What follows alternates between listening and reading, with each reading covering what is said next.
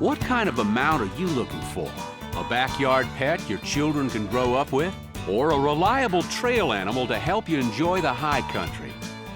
Do you love a reining spin or the intricate moves of the dressage arena? Do you long to be flying high on a jump course? Or does driving a Surrey with the fringe on top sound like your cup of tea? Whatever kind of equine companion you're looking for, you'll want one that will perform in a safe, obedient manner.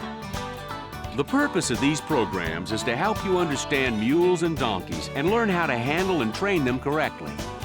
Now, we know that not everyone watching owns a mule. Some of you own horses. Well, there's something here for you too. You'll notice that these are simple, easy-to-follow lessons. They're designed to teach you a variety of correct training methods for horses as well as for mules and donkeys. The result? Whether his ears are long or short, you'll have a well-mannered, well-trained animal. This program features segments from an award-winning video series created for the equine industry by acclaimed trainer and educator Meredith Hodges. Because of this, you'll hear occasional references to the videos and also to the workbooks and field cards that are included with the video series. The field cards that come with the videos are a great training tool that can be taken right into the arena. We'll be sure to give you information on the complete training series later in the program. Now let's learn a little about Meredith Hodges and why so many people rely on her as their training consultant. I've known Meredith Hodges for many years, and I just want to say, not only is she a respected judge, trainer, and promoter, but she's the foremost authority in the world today on contemporary saddle mules. Her behavior modification training program, with the use of positive reinforcement, not only enables owners of all types of animals to really enjoy them, but to improve their quality of life. It also makes it very safe for them and a lot of fun and very, very enjoyable.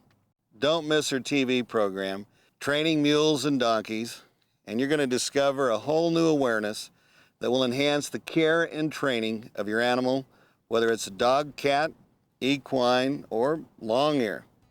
Discover the secrets that make training fun and, of course, resistance-free. Mules are wonderful animals. They're strong, intelligent, affectionate, with a great sense of humor, and what incredible athletes. But training a mule is different than training a horse. When you're training a mule, you have to take into consideration the donkey half as well as the horse half. There are ways to predict the kinds of activities that best suit your equine prospect. In today's program, we will show you how to measure your animal for athletic potential. In addition, we will be covering the maintenance and training of your donkey jack for breeding. Each week our program covers a different phase of management and training. No matter what kind of equine companion you're interested in, you'll find techniques that will help you reach your training goals and bond with your animal in the process. Just remember, the keys to success are patience, kindness, and understanding.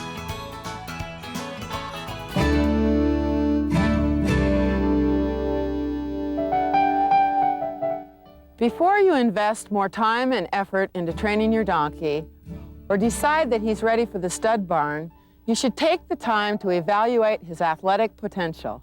The principles we'll look at now are applicable to donkeys, horses, or mules. They were developed by the famous horse trainer and my mentor, Richard Shrake. First, let's look at conformation. It goes without saying that he should appear well-balanced and in good proportion, with flat knees and smooth joints. He should be free of unsoundness. Most breeds have standards published in their rule books, or you can pick up a good 4-H club manual on judging to give you an idea about what is the ideal. Next, we'll look at body measurements to gauge his athletic future. Begin with a good length of twine or string. The first measurement is from his poll to the middle of his withers, and then from the middle of his withers to his loin at the base of his rump. If these measurements are the same, you have a balanced animal. If the neck is slightly longer, he will still be a good athlete. But if the neck is shorter, it will be difficult for him to balance through certain movements and transitions. Next, measure around the throat latch, then around the collar from the wither to the chest at the point of the shoulder and back to the wither. This measurement should be twice that of the throat latch. Why? He will be better able to flex at the pole and thus easier to collect and bring into the correct frame. Now measure the top of his neck from pole to wither and the bottom of the neck from throat latch to chest. The top line should be 1.5 times that of the bottom to enable the animal to perform nice, soft movements. A U-necked animal cannot bend properly and will never be able to achieve good collection. Next, measure from the elbow to the coronet band and from the stifle to the coronet band. An evenly balanced animal will have both measurements the same. This means he will be a good pleasure prospect with smooth movements at a walk and trot. If he's a bit longer in front, he will be a good prospect for reining, jumping, and dressage because his trot and canter will be smooth. An animal higher and behind will find it difficult to balance, and this is not a good athletic prospect. Your prospect should also be graced with a 45-degree angle at shoulder and hip, with the same angle at his pasterns. This ideal angle will result in softer gaits and transitions. A straighter hip and shoulder will result in a rougher ride.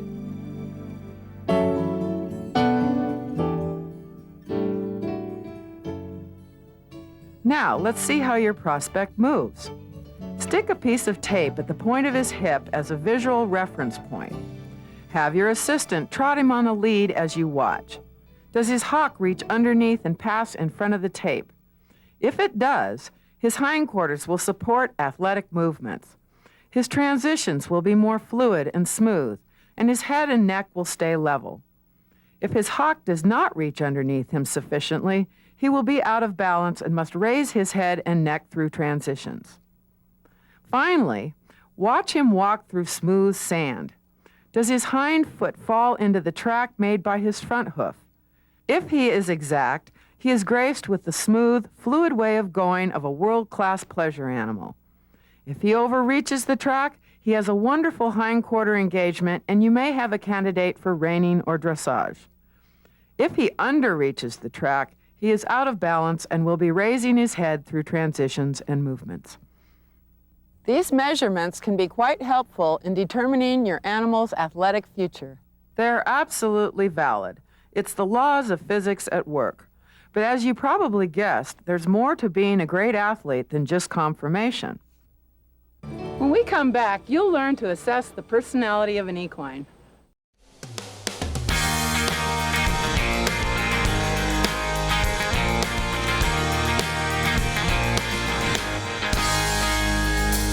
Colorful Colorado, with its majestic Rocky Mountains and wide open spaces, also boasts the Loveland Long-Ears Museum and Sculpture Park at the Lucky 3 Ranch, home of some of the finest mules and donkeys in the world.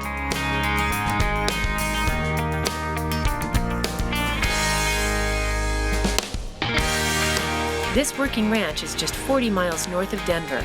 World-renowned authority on mules and donkeys, Meredith Hodges, invites you and your family for an adventure in learning you won't want to miss. Come visit the Lucky 3 Ranch, meet Meredith, her champion mules and donkeys, and take in the beauty of her long ears art for the experience of a lifetime.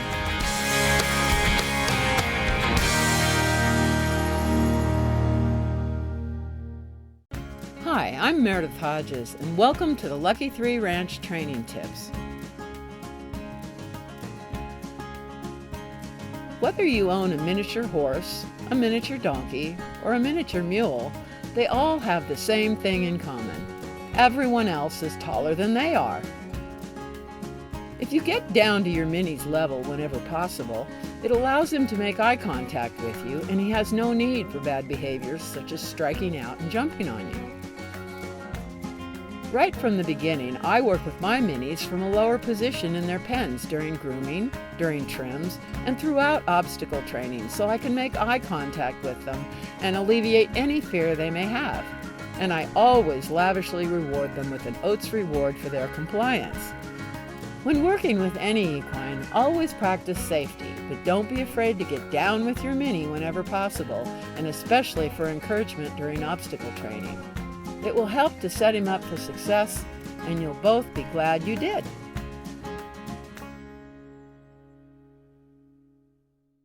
One, two, three.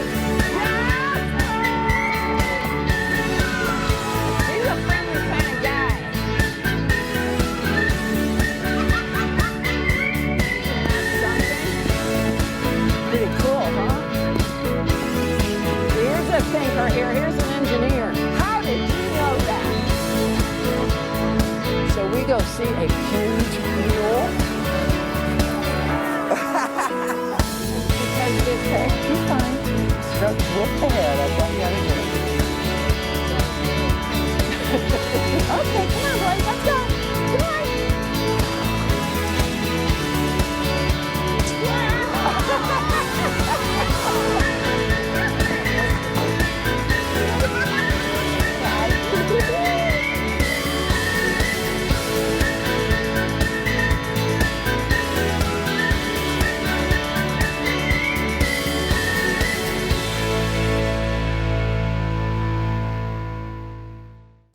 Every owner knows that a well taken care of equine is a happy equine. More and more, a technique being used to enhance our animals' overall conditioning is equine massage. What you have to realize is you're training an animal in their muscle tissue, and their muscle tissue has to be able to perform the task that you're asking the animal to perform.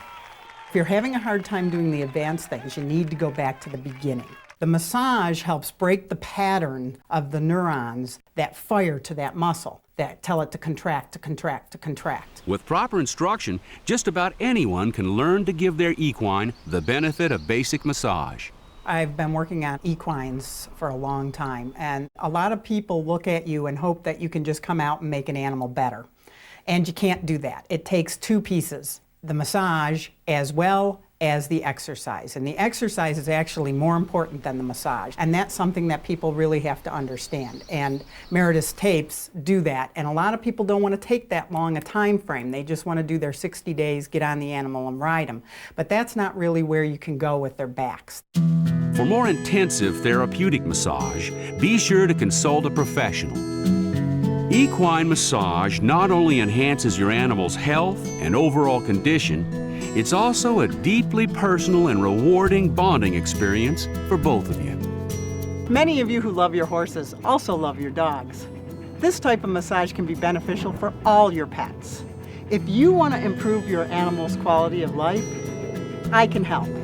I can either teach you how to do it, or I can massage your dogs for you. Contact me at dogmassage.com. Hi, I'm Meredith Hodges, and welcome to the Lucky 3 Ranch Training Tips.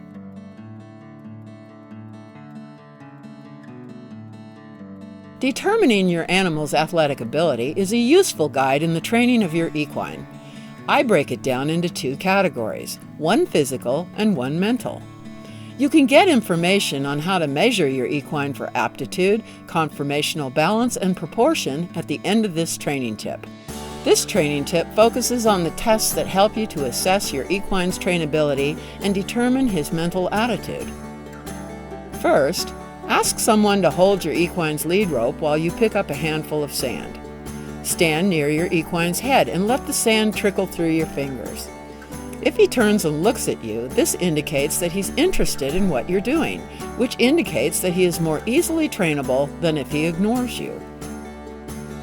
Next, run your finger lightly from your equine's girth across his barrel to his flank.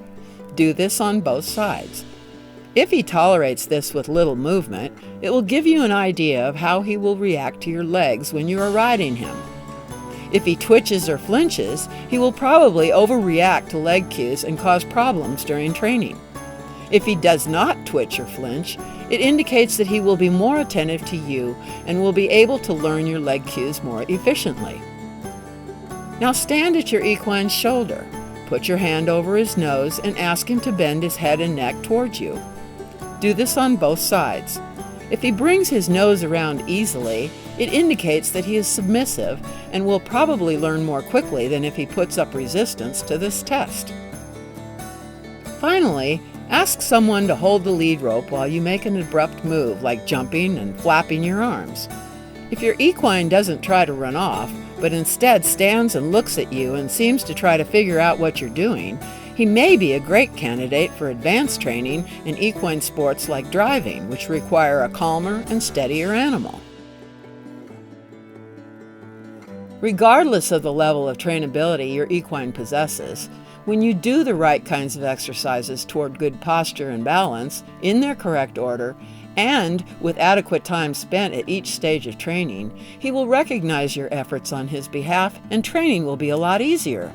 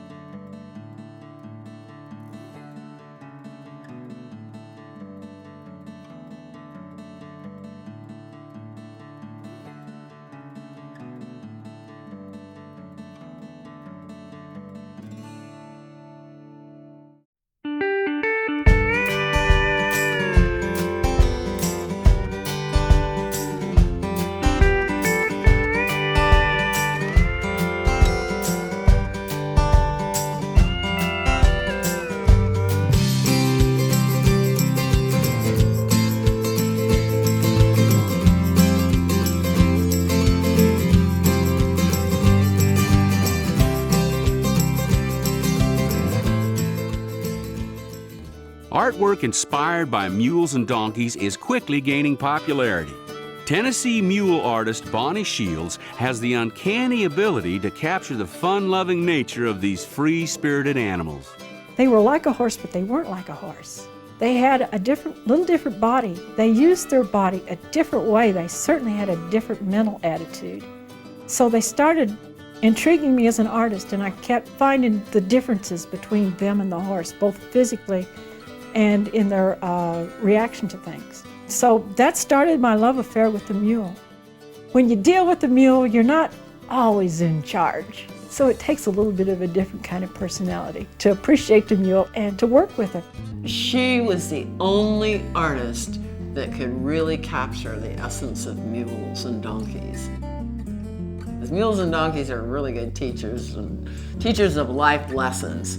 And Bonnie has just been an inspiration to me ever since. Wow, how'd it do? Whoa. I know that all through the years, Meredith gives tours to the ranch. But what a wonderful addition to this whole ranch would be a sculpture park just for the mules and the donkeys. So I just thought it was an awesome idea.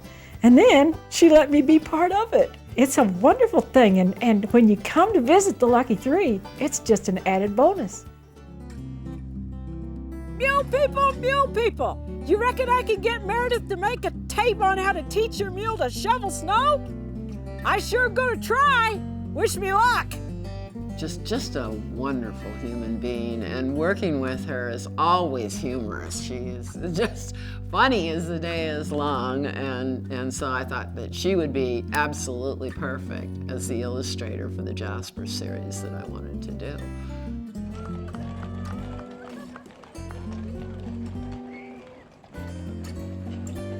The Daydreamers was inspired by a thing that I saw years ago. I heard about this family up in Kentucky. They'd been working tobacco out in the field with their mules. And one of the boys, he was laying across this mule's back, laying in the shade. They'd been working, and he was resting on the back of his mule in the shade.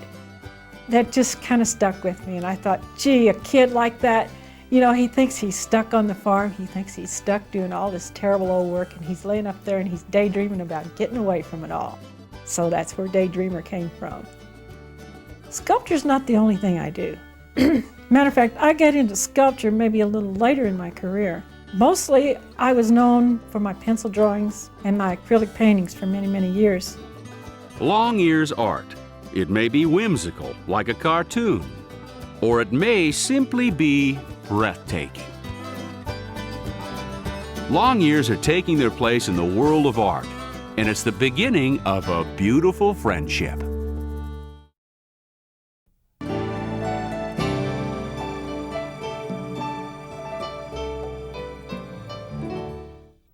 First, let's look at an animal's trainability. One nice thing about owning a registered animal is that you know a lot about his gene pool. Some lines are famous for being smart, athletic, and good-natured. Some are known as being high-strung and nervous, or at least inappropriate for certain riders. Do your research before you ever look at the prospect in the catch pen. Next come some practical tests to help you assess your animal's trainability. Have someone hold the lead while you pick up a handful of sand. Trickle the sand through your fingers to the ground near his head. Does he turn and look at you? If so, this is an animal who is interested in what you are doing, which means he is more trainable than the one who ignores you. The animal who looks away or tries to move off is the least trainable. The next test is to run your finger lightly from his girth across his barrel to the flank. Do this on both sides. Does he tolerate this with little movement, or does he twitch or even flinch? This gives you an idea about how he will react to your legs when you are riding. The one less touchy will be the one who learns your cues most efficiently. The ones who flinch will be most likely to overreact. The next test is to stand at his shoulder and put your hand over his nose. Ask him to bend his head and neck toward you. Do this on both sides. Does he bring his nose around easily, or do you feel resistance? If he gives, he is more submissive and will learn more quickly. The final challenge is to assess his reaction under pressure. This is a simple test. You make an abrupt move. What does he do? If he tries to run off, he's not the best candidate for some equine sports, such as driving. On the other hand, if he stops to look at you and figure out what you're doing, he's a great candidate for advanced training. Next, we'll talk about special considerations when handling a jack. Jack is a term used for a male donkey. Your donkey is naturally warm, affectionate, and friendly as a foal. But as he reaches maturity, his hormones begin to kick in, and his natural instincts can become dangerous. It goes without saying that your donkey Jack needs to lead a well-balanced life. Work, play, and social interactions help keep him calm, affectionate, and tractable. It also goes without saying that he needs a clean and comfortable place to call home. Give him plenty of space for exercise, good pasture, and adequate shelter from the elements. Fencing should be sturdy and high enough to discourage escape. A hot wire along the wooden top rail of the fence will do a fine job of this, as well as keep him from chewing the wood. Often, jacks are used only for breeding and spend a lot of time isolated from other animals. This might be safe, but it's not particularly good for the mental health of your jack. He needs to socialize and he needs to work. Like any child, it's up to you to teach him proper behavior and limitations. Feeding time is a great time to talk to your jack and handle him. Grooming is another step in his socialization. I also recommend that you train your jack to drive or ride. At the very least, he must learn good ground manners and the basics of showmanship. It doesn't take much, just 15 minutes several days a week, and your veterinarian and farrier will thank you.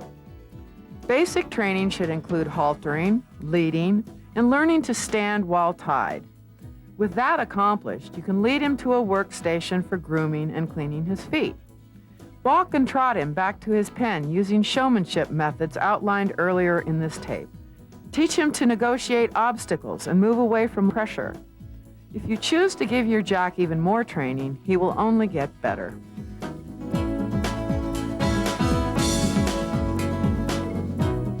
If you expect to breed your jack, he should be separated from the other donkeys when he's about 2 years old.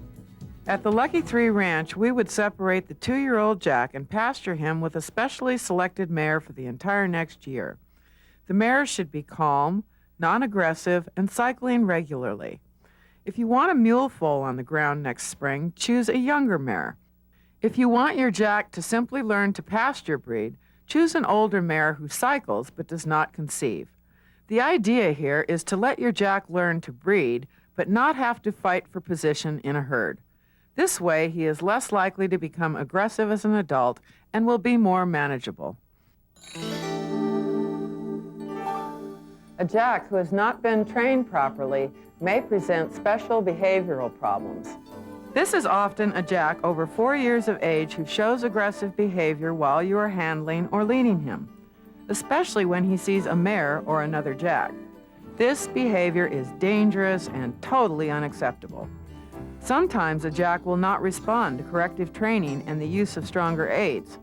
In this case, it's time to consult a professional trainer to bring the donkey back under control. Once your jack has learned that the human is in charge, he will learn that his hormones and instincts must be under control. Teaching him respect and obedience will only enhance his breeding and training experiences. Throughout this tape, we've talked about how training a donkey is similar to rearing a child. They need our help to grow into reliable adults with an investment of time and careful training. They need to learn certain rules and behavior for things to go well. You, in turn, teach them with love, with patience and understanding, and just the right amount of discipline. Your donkey will bond with you in this process, and in the end, you couldn't ask for a better friend and companion. The donkey is an animal who was born for no other purpose than to serve. If he understands what you want, he has an innate desire to please. With this in mind, be patient and know that he will learn at his own pace, but he will not forget what he has learned. By now, you've probably noticed that your donkey is pretty darn smart. He does not forget what you teach him, no matter how many days pass between lessons. You've also noticed that as you teach him, you also learn from him. You learn to appreciate his courage and his honesty, and you learn that patience is one of your greatest assets, with a good sense of humor not far behind. Just remember that even the most well-trained donkey will have his bad days or moments, but that doesn't make him a bad donkey. You might be surprised to hear that your donkey will learn just by watching other equines being worked. It's almost as if he were jealous of the time spent with an animal other than himself. You can almost hear him saying, "When's it going to be my turn?" So by all means, let your donkey watch as you ride another animal. He'll be ready when it's his turn. As you prepare for this next phase of training, be ready to spend many, many hours working on basic moves.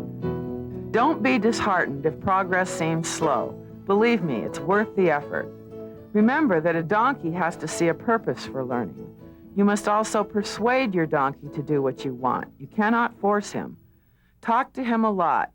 Give him plenty of reward for his good behavior and discipline him gently for bad. Your goal is resistance-free training. Let's review everything your donkey should know before moving on to the next set of lessons. Your donkey should know how to tie, should be easily haltered and led, and should load into a trailer. We've even covered a little bit of showmanship. As you begin your donkey's training, make sure you include an equal measure of fun. As with any child, if you make learning fun, it comes more easily. Plus, you'll be cultivating his desire to please and to serve. By creating a fun, non-threatening atmosphere, you will also be encouraging his enthusiasm for learning. He will want to follow you everywhere because it's the best place to be. One of the keys to training a donkey is this: don't be in a hurry. If you expect too much too soon, he becomes overwhelmed, frustrated, confused, and won't learn. Keep thinking of your donkey as a human baby. You are establishing lifestyles and attitudes now. You are creating an atmosphere to give him a sense of security and trust in you so he can grow to be a secure and dependable adult. Compared to a horse, the donkey's response time is much slower, but his comprehension and memory retention is much greater. It might appear that your donkey is in deep thought for what seems to be an eternity. He's just digesting what he's been taught. Whether working with a donkey foal or an older animal, just remember to take it slowly, but be complete. Take all the steps in sequence and don't leave any step out. Be sure to join us next time when we'll prepare for saddle training by covering the basics in the round pen. Having problems? Need an accessible trainer? Whether you're just a weekend trail rider or showing, the principles of training are the same. You want a safe and reliable equine companion. Produced by Meredith Hodges, Training Mules and Donkeys, a logical approach to long ears, will help you build a good working relationship with your animal. Meredith reveals the secrets of successful maintenance and resistance-free training that can be implemented by anyone, resulting in a satisfying partnership between you and your equine. Meredith answers your training questions promptly via mail or phone. Her books are great general resources and her videos are detailed, outlining the day-to-day exercises needed to produce a versatile and dependable equine companion. Meredith's techniques work with all equines. Do you have children, grandchildren? Check out Jasper, the story of a mule. For more information, check out our website at www.lucky3ranch.com or call 1-800-816-7566. Mules are working their way into the hearts of people everywhere. If you'd like to know more about these wonderful long-eared animals, you can contact us at 1-800-816-7566 or get on our website at lucky3ranch.com.